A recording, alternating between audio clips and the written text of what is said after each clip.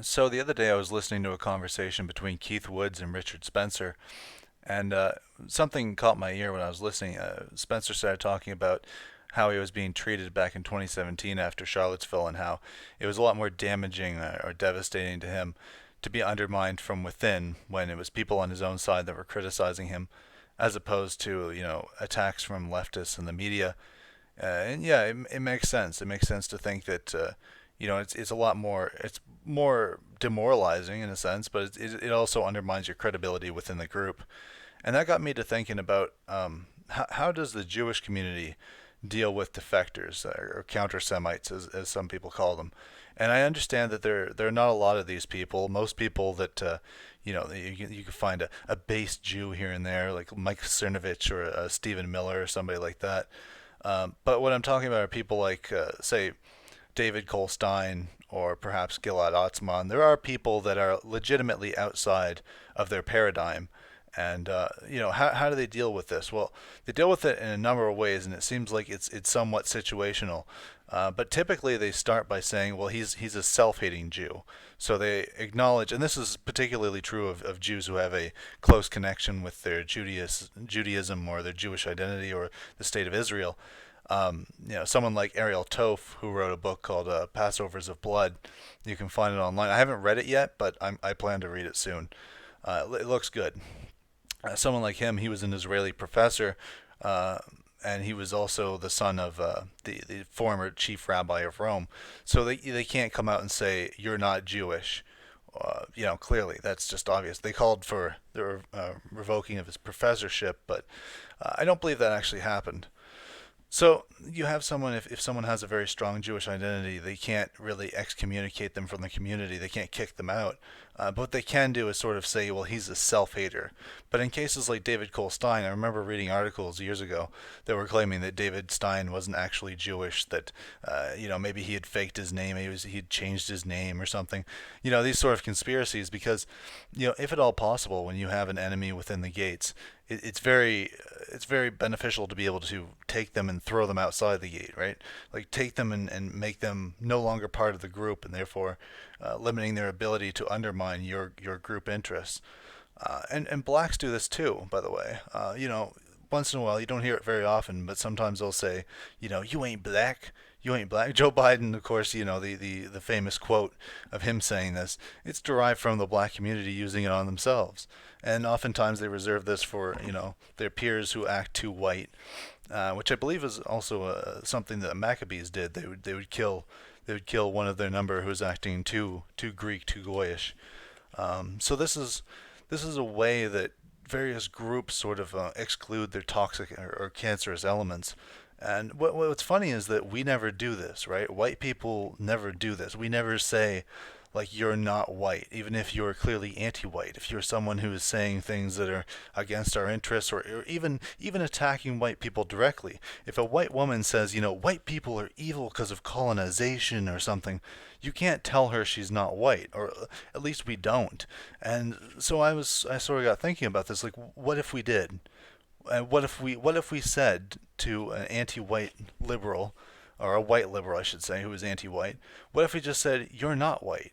I'm denying you your race." Now, I'm not attempting to interject, sort of social constructivism or Marxism into third position ideology. I don't want people to think that that's what I'm suggesting. I'm suggesting this cynically. Yes, I understand there's a genetic component to race that shouldn't be ignored. I understand that.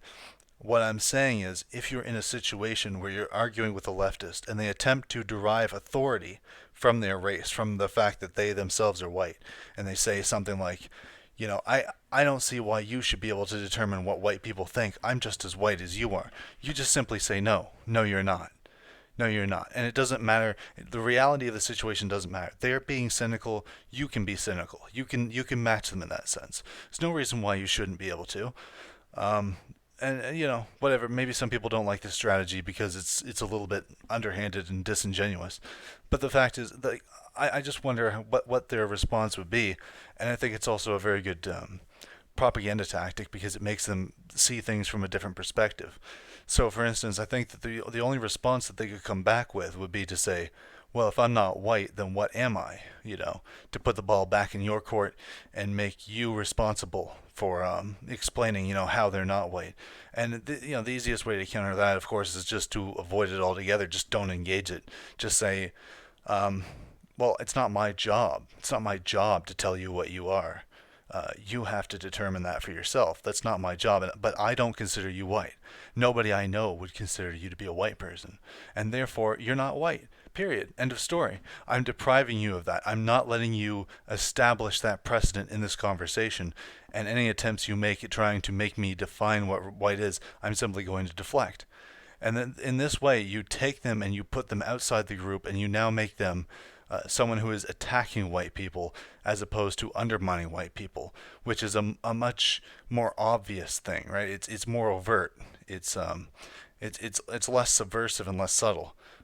And also it puts them in a position where they have to make your argument for you in a sense, because now they have to explain why they are white, which they could only do by saying, well, my parents came from Great Britain and Scotland or Germany or something.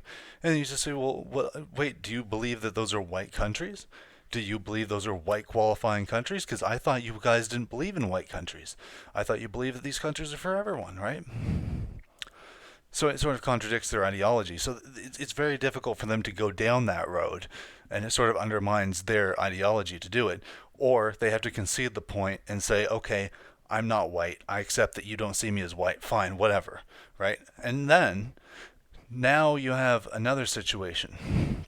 This is a prevailing point of view on the left. It used to be a very fringe view, but I used to come across people that would say this. Recently, I talked to a guy who made this argument, and I'm not going to name him, but he's a good guy. So they'll make the argument that war and conflict only occur or primarily occur outside of the capitalist explanation. They occur because there are differences between groups, and those differences cause the conflicts. And so, therefore, the only way to get rid of war, or the only way to have world peace, is to miscegenate until we are all raceless, essentially, cultureless, rootless. We are just, these literal rootless cosmopolitans. And at that point, there'll be no reason for us to fight with each other. Now, I know everyone can come up with about a million reasons why that's ridiculous. Excuse me, ridiculous.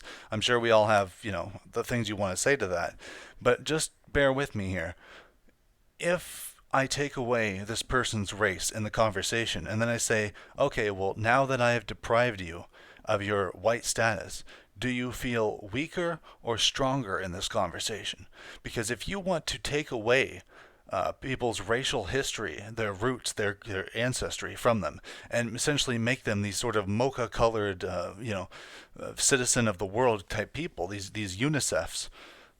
What? Yeah, like what? How do you feel in the conversation now that I have done that to you? Now that I have my race and you don't have yours, are you better suited to win this argument? Are you in a position of authority on any subject? No, this weakens you. This weakens you a lot. And this actually kind of plays into a video I want to make soon. I might make it tonight, I might not. But a response to Re-Education, who pointed out in a video I just watched today that liberal ideology essentially weakens your message and destroys your movement. He's very right about that. Right about a lot of things for the wrong reasons, I think, or for reasons that he and I would differ on. But the point is, when you're having these conversations, leftists, white leftists, do derive a sense of power from their race. They simply use that power against their race. They use it to undermine us as opposed to empowering us as a people.